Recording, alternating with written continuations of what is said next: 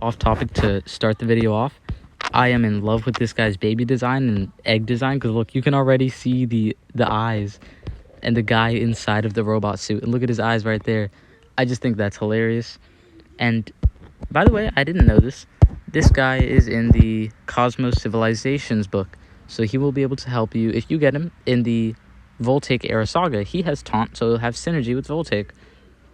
Oh, I love that finisher. Is it one of those self-destructive massive damage finishers? Deals moderate thunder damage to all enemies, applies stun. Alright, so let me get back into the professional. Welcome to the video. This is my monster review of TITANBOLT. He is a thunder galactic monster with taunt, and I don't know what else. TITANBOLT. TITANBOLT was fed up with bigger, stronger monsters kicking him around just because he was smart and weak. Building a mech to fight and seemed like a... Okay. Sorry. Bolt was fed up with bigger, stronger monsters kicking him around just because he was smart and weak. Building a mech to fight in seemed like the perfect solution. So Bolt created an amazing mobile battle suit, which he called Titan. Together they are TITANBOLT, the massive bulwark warrior. Alright. I mean, I really would have hoped he had bulwark. It would have gone along with his color scheme, but we can overlook that. His finisher, Under Rock Rage. Deals moderate thunder damage to all enemies, applies stun, applies a thunder immunity, and 50% shield to all allies. Not sure what the thunder immunity is for off the top of my head, because like whenever they release bad monsters or any monsters, they usually keep the direct meta in mind, and that's why a lot of monsters will have like immune to sudden death, and pros will be like, oh, what is this? I never see this in the meta. But the beginner meta and a lot of monsters do have it. So looking at thunder monsters, there aren't very many thunder attackers. Light Voltaic is obviously... Light Voltaic and Clawlax, yeah, they are the biggest threats right now. So in my eyes, they're the only ones who this could be meant as a counter for. You know, that whole thunder immunity thing. Let's go over his trait. So he is one of those rank 1 trait people, but like, let's be honest, your rank 1 trait is basically your rank 0 trait, because you get them rank 1 easy. Everything else is kind of hard. So his rank 1 trait is Hardened. It's your umbrella trait. Always great to have on a tank, especially a taunt monster, because if you have it on a mega taunt monster, even if you have bulwark, if they do a AoE and you get hit with the move with the status effect 3 times, you're going to eat up all those status effects. But when you're a taunt monster and you're only taking the single attack with the single, you know, sunburn, burn, poison, maybe one of them misses. So it's always nice. Maybe you dodge out of denial that way. Second trait is obviously what he will be used for in the majority of situations. Taunt. This is a taunt monster. I absolutely love his design. He's a thunder metal taunt monster. No, just thunder. Really should have been thunder metal. So, you know, this obviously gives him instant synergy with taunt dodge area teams. Now, I will say this isn't like the corrupted era or the other eras where every single taunt and mega taunt monster are good enough to be on your team, where every single one is good enough to be must-have by default. These days, you've got a large variety, and a lot of them aren't good enough. So we'll see based off this guy's moves if he's as good as his design makes me hope he is. And then at the start of the battle, same right here as Slab, but it's only to himself. Gains 50% life shield, so that could be pretty hefty. That does make me think this monster is going to be a shield monster, as like usually, yeah, okay, I can see it right here. 2 shield and electrified. Wow, if he's electrified and trying to give immune to thunder, he really is trying to be the Voltaic counter. Alright, so let's feed him all the way up, and let's check out his moves. So this is a big robot. I absolutely love the design though. Cable Spark. Does moderate thunder damage to one enemy, applies electrified. Obviously, electrified is the dot with 15% thunder damage. Over 3 turns, that is 15, 30, 45% of their life off that one dot. It's pretty powerful. 1 turn cooldown, 15 stamina. Exo Body. Oh, okay. So Exo Body is a 30% shield to one ally. And it looks like it can be any ally. Usually it'll say to yourself, or it'll say yourself up here. But this is one ally, so you can spam give somebody a 30% shield. Obviously, a taunt monster is going to want to be protecting himself, namely. So this would really be for yourself, but it's spammable. So under any situation, let's say you have 2 taunt dodge area monsters and they're keeping your cooldowns activated, you can forever keep up this shield. Whether it keeps you alive, safe from dots, you're not immune to torture or control. Whether it's great, I can't say, but a move like that is always appreciated. Now here is a slightly better. So for 13 stamina, you can get for 30 stamina, you can get not only a 3% increase on that shield, but you can give it to all allies. So it's almost still spammable, as you're way more likely to get your cooldowns activated and they stay activated than you're going to get your stamina drained and it stay drained. You know, we've got relics, we've got monsters who love giving stamina. You know, okay, so I like this. This might be a move you run. A 30% shield to all allies, 0 turn cooldown, 30 stamina. Volts and bolts. I like it. Applies electrified to one enemy. Deals low thunder damage to all enemies. Alright. Miner's Mindset. Applies immunity to control and a 40% life shield to itself. I like that. Alright, so this monster is one of those tanks that can add even more and more value the more you let him buff himself. So now that immediately makes me look a lot higher on him. He can give himself immune to control. So now, you know, the Mega Stun, the Possession, the Corruption, everything that your taunt monster would always get hit with, unless they have a Lord Hayman or a Teddy Bomb where they cleanse first, he's immune to control and he's untouchable. And then it also applies a 40% shield, so you're always keeping up that sustainability even in a setup move. Protection Motto. Moderate Thunder AoE applies a 40% life shield to all allies. I like this. Usually I like healing your allies more from a taunt monster like Grateful Ted does. But shields are still amazing because they're trying to push Cold Blood over Pierce these days because they realize how OP Pierce is. And they want to be able to sell you a monster like Pierce that you'll be as excited for without having to give you an OP monster. So Cold Blood is very, very popular right now. I feel like there's quite a few monsters with it at this point. And it's a relatively new mechanic, so for a lot of monsters to have it already means that they are definitely giving it that push. So I like that you can shield all your allies just in case anyone has Cold Blood and they can walk right past it, your taunt. Electro Overload. So funnily enough, this dot directly counters his own usage because this dot would allow you to block area dodge effect.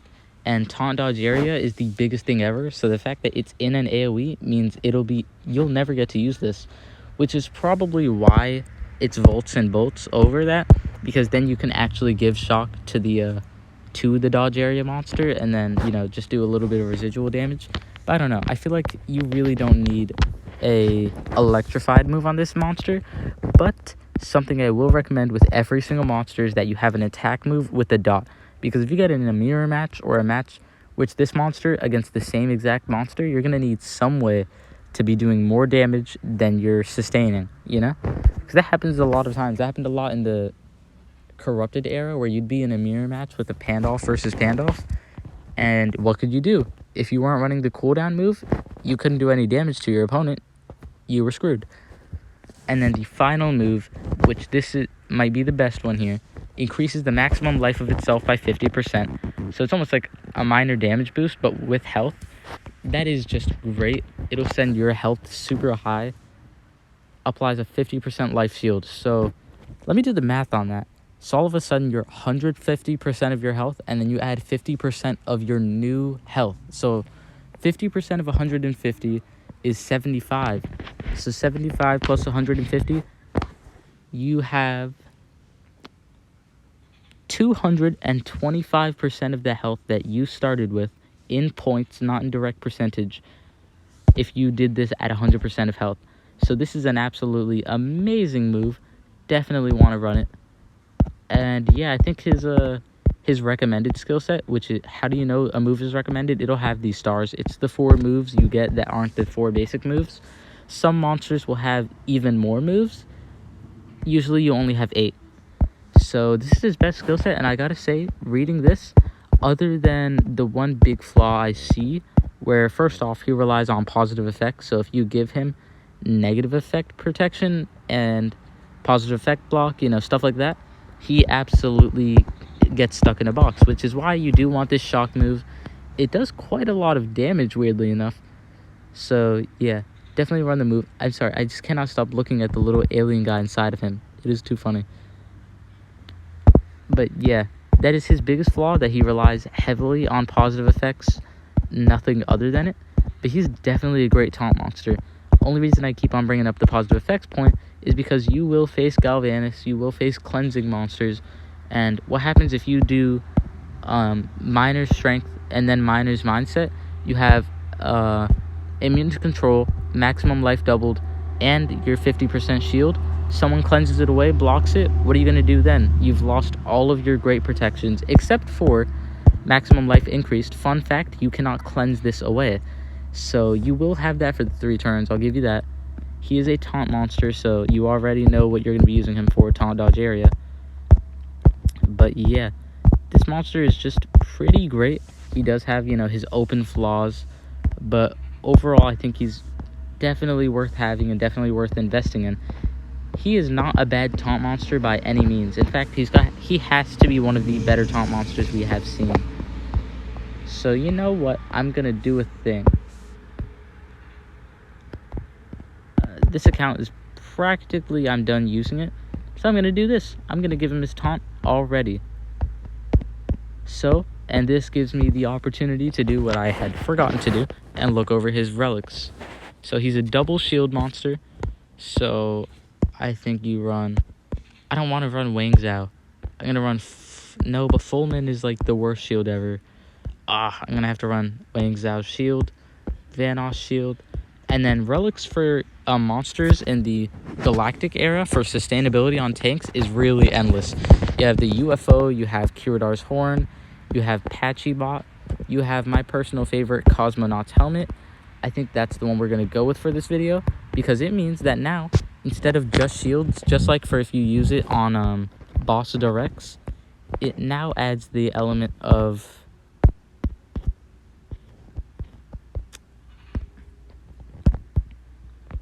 healing.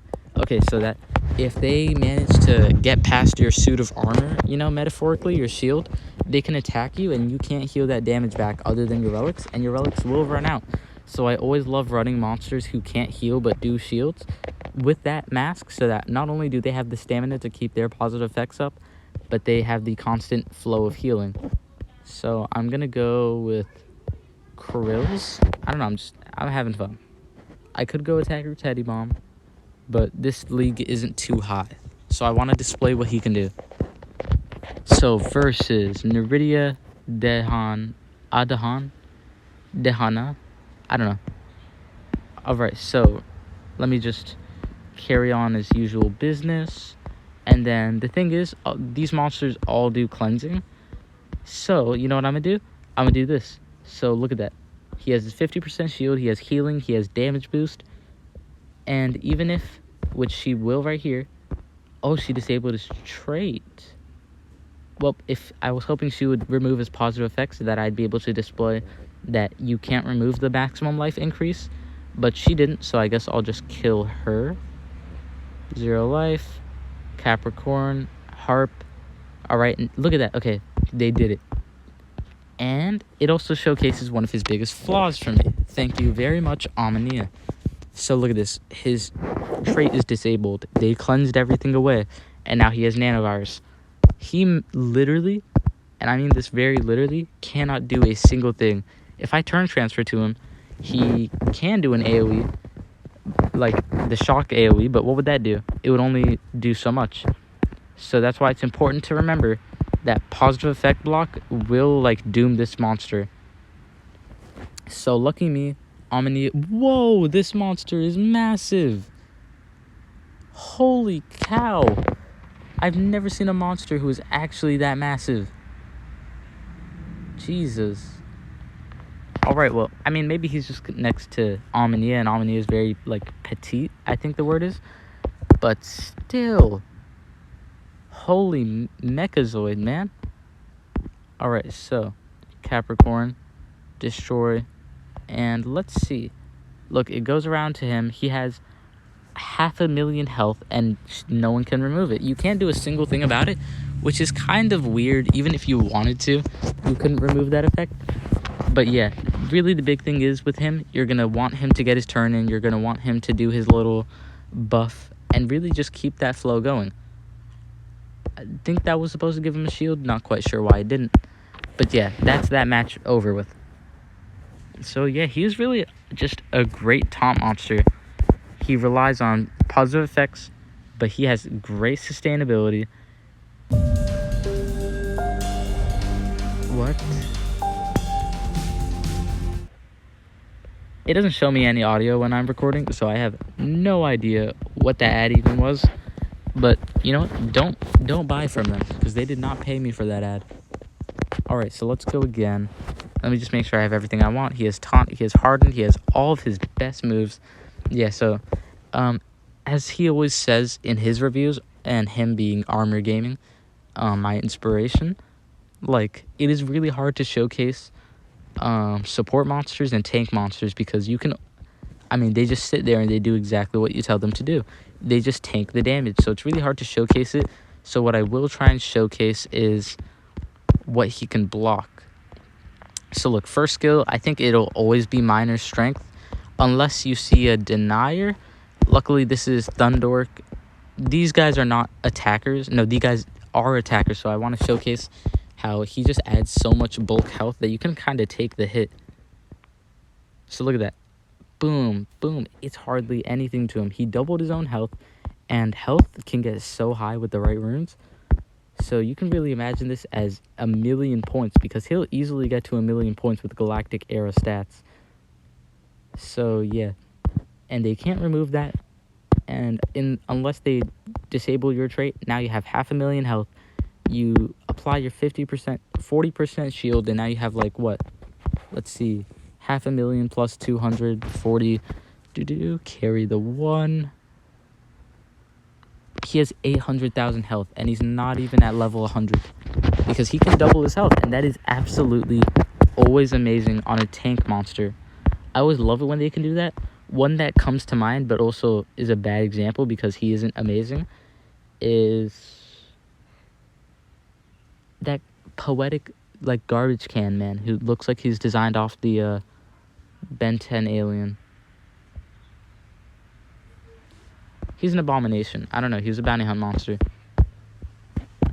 He could double his own life, and it really just gives you this bulwark feeling. Like, there's not much you can do to take out their health when they increase it to such an extent. So there's only so much you can showcase with the tank, though. And I just want to say he is an amazing tank. He's definitely worth using. In a world where a lot of taunt monsters are just getting released and they're absolute garbage because, you know, they're just free to play, you know, fodder, this monster is pretty great, and I think he's worth picking up. He's pretty fun. And yeah, thank you all so much for watching the video. Leave a like if you enjoyed the monster's design, and if you want to support the video, support me. Any thumbs up, you know, anything, literally anything, even the fact that, you know, that one view that you watched makes my day. It really encourages me to keep making content because it's what I love doing. And, you know, it's of no cost to me most times.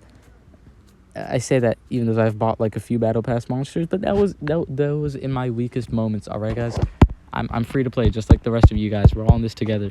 So yeah, he's a great free to play tank. He's a great tank in the Thunder category, which is surprisingly full of tanks now. It used to be like kind of known for not having tanks, but you know. Thank you so much for watching. Hope you got the monster. Hope you enjoyed the monster. Hope you enjoyed the video. Hope you found it helpful. If you did, leave a like, leave a comment, leave your thoughts on this monster down below. I'd love to hear what your opinion is on him, and if you're going to use him, if you think he's better than Syntheris in this day and age. So yeah, that's about it for the video. Hope to see you in the next one. Your favorite Omni-Crab, signing out.